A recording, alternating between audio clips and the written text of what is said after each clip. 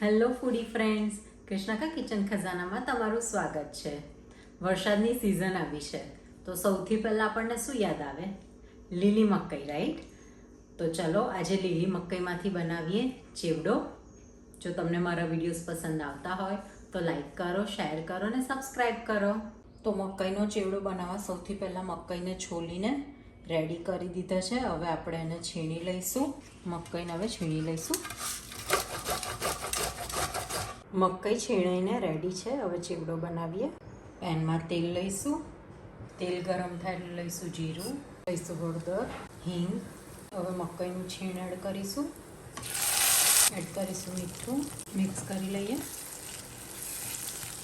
હવે ઢાંકીને મકાઈને ચડવા દઈશું. આપણે મકાઈ ચેક કરી લઈએ. મકાઈ ચડવાઈ છે, એનો કલર થોડોક ડાર્ક થઈ ગયો છે.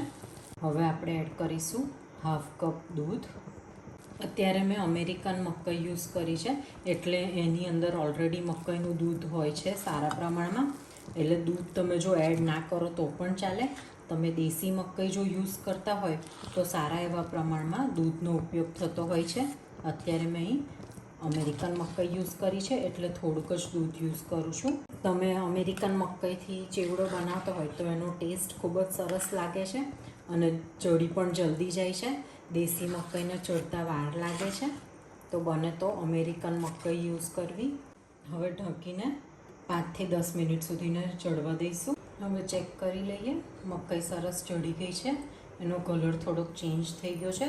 હવે આપણે એનો વઘાર કરીએ. પેનમાં લઈશું તેલ. તેલ ગરમ થાય એટલે તજ અને લવિંગ લીધા છે તે લઈશું. વઘારના મરચાં, લીલા મરચાંની પેસ્ટ, લીમડીના છીણેલું કોપરું છે. મારી પાસે અત્યારે ડ્રાય કોકોનટ છે, તમે ફ્રેશ કોકોનટ યુઝ કરી શકો છો. દ્રાક્ષ, કાજુના ટુકડા, તલ. હવે આને મિક્સ કરી લઈશું. વઘાર આપણો રેડી છે. હવે મકાઈના છીણની અંદર આપણે એડ કરીશું.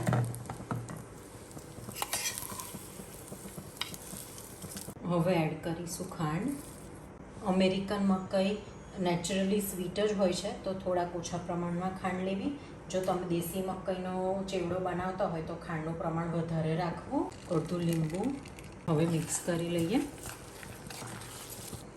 વરસાદની સિઝનમાં આવી રીતના સાંજે 1 પોટ મીલ કરીને આપણે એન્જોય કરી શકીએ છીએ. લાસ્ટમાં એડ કરીશું ધાણા. તો રેડી છે લીલી મકાઈનો ચેવડો. સર્વ કરી દઈએ. રેડી છે ગરમા ગરમ લીલી મકાઈનો ચેવડો.